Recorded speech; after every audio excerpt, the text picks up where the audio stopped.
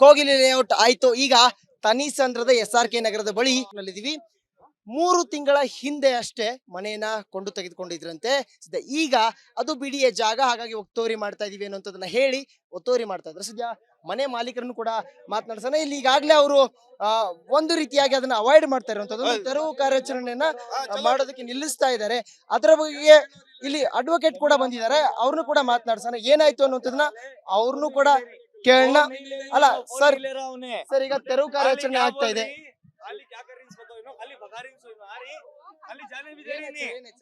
ಏನಿಲ್ಲ ಸರ್, ನಮ್ದು ನಮ್ ಮನೆ ಐತೆ, ಈ ಖಾತಾ ಐತೆ, ಟ್ಯಾಕ್ಸ್ ಎಲ್ಲ ಕಟ್ಟಿದೀವಿ ನಾವು, ಎಲ್ಲ ಐತೆ. ಈ ಖಾತೆ, ಕರೆಂಟ್ ಬಿಲ್ ಐತೆ, ಕಾವೇರಿ ಬಿಲ್ ಐತೆ, ಎಲ್ಲ ಐತೆ. ಮತ್ತೆ ಇವ್ರು ಹೆಂಗೆ ಬಿಡಿ ಅಂತ ಹೇಳ್ತೀರಾ? ಇವ್ರು ನೋಟಿಸು ಕೊಟ್ಟಿಲ್ಲ, ಏನು ಮಾಡಿಲ್ಲ. ಇವರು ಸುಮ್ನೆ ಬೆಳಗ್ಗೆ 6 ಗಂಟೆಗೆ ಬಂದವ್ರೆ. ನಾವ್ ಎಲ್ಲೋಗ್ಬೇಕು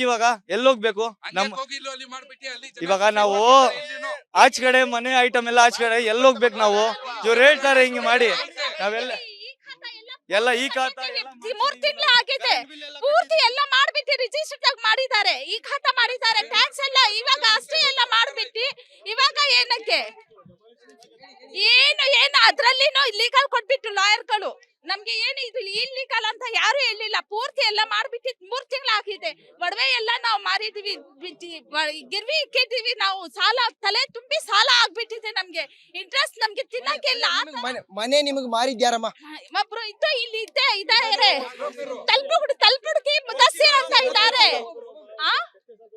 3 ತಿಂಗಳು ಆಗಿದೆ, 3 ತಿಂಗಳು. ನಮ್ಗೆ ಬ್ರೋಕರ್ ಮಾಡಿರೋರು ಫಾತಿಮಾ ಅಂತ ಅವ್ರಿಗೆ ರಿಸೀವ್ ಮಾಡಿದ್ದಾರೆ. ಅವರು ನಮ್ಗೆ ಮೋಸ ಮಾಡಿದ್ದಾರೆ. ಅವ್ರಿಗೆ ಸಿಕ್ಕಿದೆ ನೋಟಿಸ್ ಎಲ್ಲ ಸಿಕ್ಬಿಟ್ಟು ನಮ್ಗೆ ಮೋಸ ಮಾಡಿದ್ದಾರೆ. ತುಮೇಶ್ ಫಾತಿಮಾ ಇವ್ರಿಗೆ ನಮ್ಮನೆ ಹೊಡ್ಬಿಟ್ಟು ಬೇರೆ ಅವ್ರಿಗೆ ಕಡೆಗೆ ನ್ಯಾಯ. ನಾವು ಅದಕ್ಕೆ ಬೆಳಗ್ಗೆಯಿಂದ ನಾವು ತಲೆ ತುಂಬಿ ನಮ್ಗೆ ಸಾಲ ಆಗ್ಬಿಟ್ಟಿದೆ, ನಮ್ಗೆ ತಿನ್ನಕ್ಕೆ ಇಲ್ಲ, ಎಲ್ಲ ಆಗ್ಬಿಟ್ಟಿದೆ. ನಾವು ಇವಾಗ ಎಲ್ಲಿ ಹೋಗ್ಬೇಕು? ನಮ್ಮ ಹತ್ರ ಅಡ್ವಾನ್ಸ್ ಇಲ್ಲ, ನಮ್ಮ ಮನೆ ಇದಕ್ಕೆ ಇಲ್ಲ.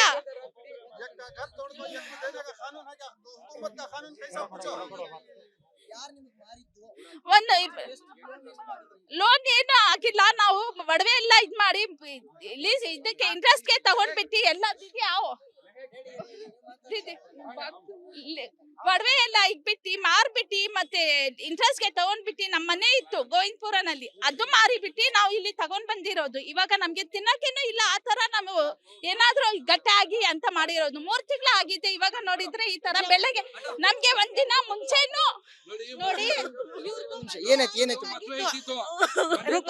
ಇವ್ರದ್ದು ಮದ್ವೆ ಇದ್ದಿತ್ತು.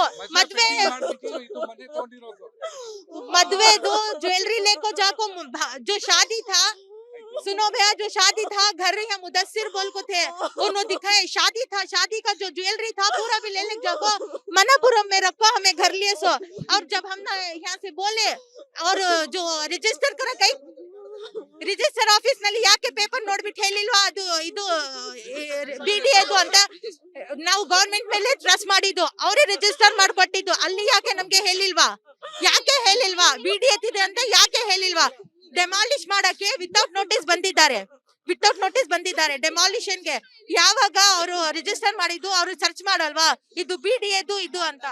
ಮನೆಯನ್ನ ನಿಮಗೆ ಮಾರಿದ್ರಲ್ಲ, ಈ ಜಾಗನ ಮಾರಿದ್ರಲ್ಲ, ಯಾರದು? ಅದು HBR ನಲ್ಲಿ ಫಾತಿಮಾ ಅಂತ ಇದ್ದಾರೆ. ಅವರು ಅವ್ರಿಗೆ ಫೋನ್ ಮಾಡಿದ್ರೆ ಇಲ್ಲ ಅದು ಕರೆಕ್ಟ್ ಇದೆ, ಪೇಪರ್ಸ್ ನಾವು ತಗೊಂಡ್ಬಿಟ್ಟು 8 ವರ್ಷ ಆಯ್ತು ಅದು ಅಂತ ಹೇಳ್ತಾ ಇದ್ದಾರೆ.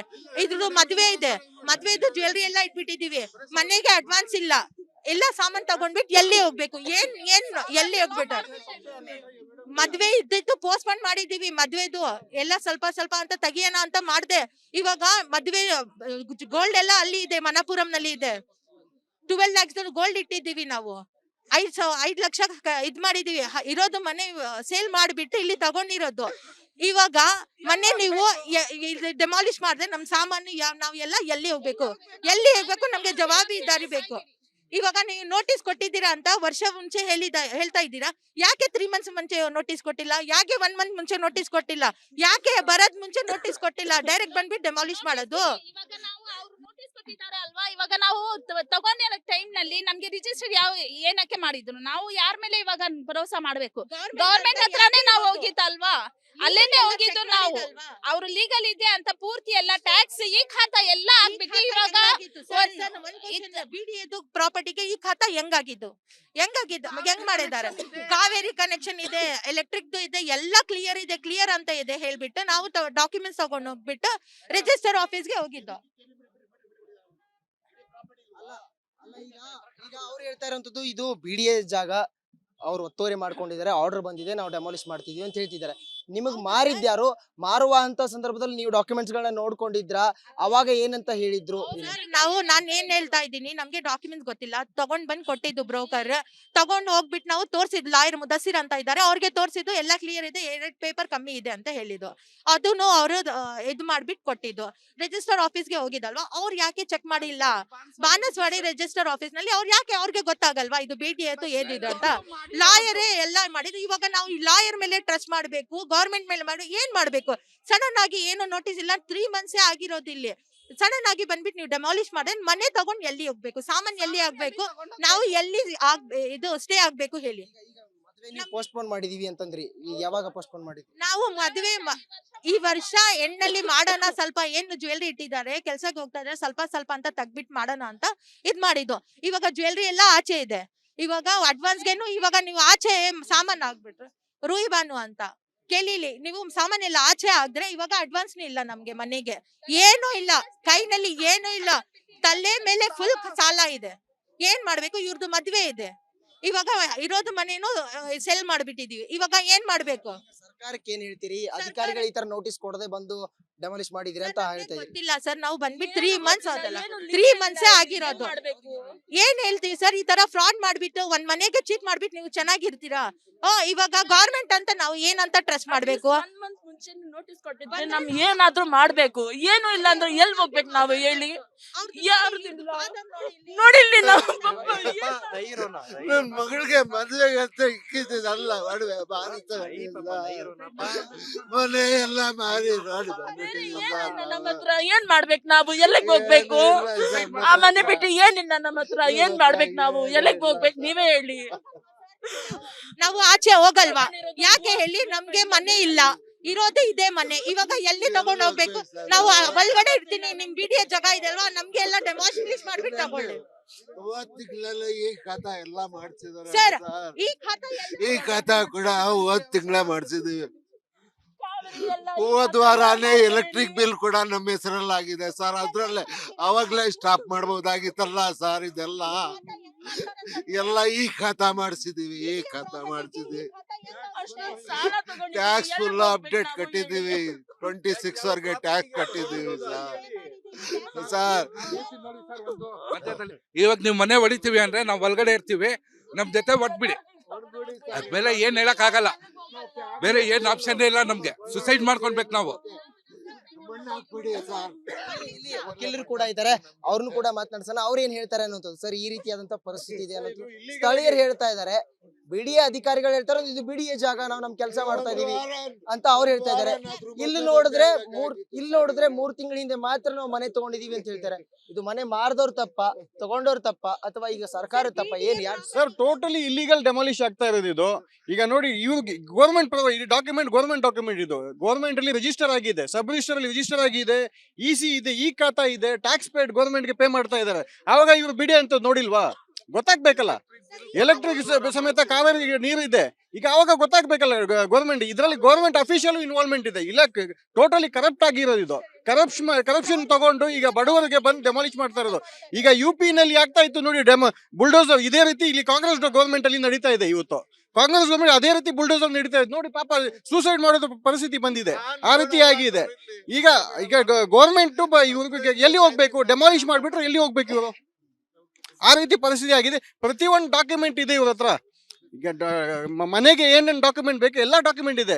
ಇಸಿ ಇದೆ, ಈ ಖಾತಾ ಸಮೇತ. ಈ ಖಾತಾ ನೋಡಿ ಹೆಂಗೆ, ಈಗ ಬಿಡಿಎ ಇದ್ರೆ ಈ ಖಾತಾ ಹೆಂಗೆ ಪ್ರೊಡ್ಯೂಸ್ ಮಾಡ್ಬಿಡ್ತಾರೆ ಸರ್? ಹೆಂಗೆ ಅಲಾಟ್ ಮಾಡ್ತಾರೆ? ಇದೆಲ್ಲ ಇಲ್ಲಿಗಲ್ ಅಲ್ಲ. ಇದರಲ್ಲಿ ಮುಂದಿನ ನಡೆ ಏನು? ಕಾನೂನು ಹೋರಾಟ ಮಾಡ್ತಾರ ಏನಿಲ್ಲ ಸರ್? ಈಗ ನಾನೀಗ ಹೈಕೋರ್ಟ್ ಅಲ್ಲಿ ಪೆಟಿಷನ್ ಹಾಕಿದ್ದೇನೆ ಸ್ಟೇ ಮಾಡಕ್ಕೆ. ಅಲ್ಲಿ ತನಕ ಇವ್ರು ಡೆಮಾಲಿಷ್ ಮಾಡ್ಬಿಡ್ತಾ ಇದಾರೆ. ನಾನು ಇವತ್ತ ಮೂವ್ ಮಾಡ್ಬಿಟ್ಟಿದ್ದೀನಿ ಹೈಕೋರ್ಟ್ ಅಲ್ಲಿ ಸ್ಟೇ ಮಾಡ್ಸಕ್ಕೆ. ಬಟ್ ಇವ್ರು ಡೆಮಾಲಿಷ್ ಮಾಡಕ್ಕೆ ರೆಡಿ ಇದ್ ಮಾಡ್ತಾ ಇದಾರೆ. ಇದು ಇಲ್ಲಿಗಲ್ ಆಗಿ ಮಾಡ್ತಾ ಇರೋದು. ನಾನು ಒಂದು ಮೆಸೇಜ್ CM ಸಿದ್ದರಾಮಯ್ಯಗೆ ಕೂಡ ಹೇಳ್ತಾ ಇದ್ದೀನಿ, ಇದು ಇಲ್ಲಿಗಲ್ ಆಗಿ ಮಾಡ್ತಾ ಇರೋದು. UP ಗೌರ್ಮೆಂಟ್ ಅಲ್ಲಿ ಹೆಂಗೆ ಬುಲ್ಡೋಸರ್ ಮಾಡ್ತಾ ಇದೆ, ಇದೇ ರೀತಿ ನಮ್ಮ ಕಾಂಗ್ರೆಸ್ ಗೌರ್ಮೆಂಟ್ ಕರ್ನಾಟಕದಲ್ಲಿ ಆಗ್ತಾ ಇದೆ. ಇದು ಆದಷ್ಟು ಬೇಗ ಸ್ಟಾಪ್ ಮಾಡ್ಬೇಕು. ಈ ಬಡವರು ಎಲ್ಲಿ ಹೋಗ್ಬೇಕು ಸರ್? ಅಡ್ವೊಕೇಟ್ ಹುಸೇನ್ ಅಂತ. ಒಂದೇ ಒಂದು ಕ್ವಶನ್ ಸರ್, ಇದು ಗೌರ್ಮೆಂಟ್ ಮೇಲೆ ನಾವು ಹೆಂಗೆ ಟ್ರಸ್ಟ್ ಮಾಡಬೇಕು? ಡಾಕ್ಯುಮೆಂಟ್ಸ್ ತಗೊಂಡು ಹೋಗಿದ್ದಲ್ವಾ? ಈ ಖಾತಾ BDAಗೆ ಹೆಂಗ್ ಮಾಡ್ತಾರೆ? ವಾಟರ್ ಕನೆಕ್ಷನ್ BDAಗೆ ಹೆಂಗ್ ಕೊಡ್ತಾರೆ? ಡಾಕ್ಯುಮೆಂಟ್ಸ್ ತಗೊಂಡ್ಬಿಟ್ಟು ನಾವು ಈ ಪ್ರಾಪರ್ಟಿ ತಗೊಂಡೋಕೆ ಹೋಗಿದ್ರೆ ಅವ್ರು ಅಮೌಂಟ್ ಕಟ್ಟಕ್ಕೆ ಹೇಳಿದ್ದು. ವಿತೌಟ್ ಪೇಪರ್ BDAಗೆ ಹೆಂಗ್ ಅಮೌಂಟ್ ತಗೊಂತಾರೆ ಅವರು? ಇವಾಗ ರಿಜಿಸ್ಟರ್ ಅಮೌಂಟ್ ನಾವು 3 ಲಕ್ಷ ಕಟ್ಟಿದ್ದೀನಿ, ಹೆಂಗ್ ತಗೊಂಡಿದ್ದಾರೆ ಅವರು? ಗೌರ್ಮೆಂಟ್ ಅವ್ರು ಹೆಂಗ್ ತಗೊಂಡಿದ್ದಾರೆ? ಅವ್ರು ಹೇಳ್ಬೇಕಾಗಿತ್ತಲ್ವಾ? ಇಲ್ಲ ಇದು BDA ಇದು ನೀವು ತಗೊಂಡ್ಬಾರ್ದು, ಇದು ಬಂದ್ರೆ ನಿಮ್ಗೆ ಡೆಮಾಲಿಷ್ ಆಗುತ್ತೆ. ಯಾಕೆ ಹೇಳಿಲ್ವಾ? BDA ಟ್ಯಾಕ್ಸ್ ನೀವು ಪೇ ಮಾಡಿದ್ದೀವಿ. ಇವಾಗ without any rights, they have no rights to take tax. If the like property is going to BDA, no one have rights to take up the tax and all those stuff. So we need our property, we need the proof. Why is the reason they are going? We are not leaving the house, we have nothing over here. We are not leaving the house, we need the justice right now. We don't have advance amount right now. We don't have advance amount ಇಲ್ಲ sir, ನಮ್ಮ ಹತ್ರ advance ಮುಂದಿನ ನಡೆ last ನಿಮ್ದು ನೀವ್ ಏನ್ ಹೇಳಕ್ ಇಷ್ಟಪಡ್ತೀರಿ? ನಾವು ಏನು ಇಲ್ಲ, ನಮ್ಮ ಪ್ರಾಪರ್ಟಿ ಇವಾಗ ಮನೆ ಹೊಡಿತೀವಿ ಅಂದ್ರೆ ಇವಾಗ ಮನೆ ಹೊಡಿತೀವಿ ಅಂದ್ರೆ ನಾವು ಒಳಗಡೆ ಇರ್ತೀವಿ, ನಮ್ಮ ಮೇಲೇನೆ ಇದು ಮಾಡಿಬಿಡಿ. ಚಿಕ್ಕ ಮಕ್ಕಳು ಮದುವೆ ಇರೋದು ಮಗುದು ಎಲ್ಲ ಸುಸೈಡೇ ಮಾಡ್ಕೊತೀವಿ. ಫುಲ್ ಫ್ಯಾಮಿಲಿನೇ ಸುಸೈಡ್ ಮಾಡ್ಕೊತೀವಿ. ವಸೀಮು ನನ್ನ ಅವ್ರ ಮಾಮ. ಮೆಹಕ್ ಫಾತಿಮಾ.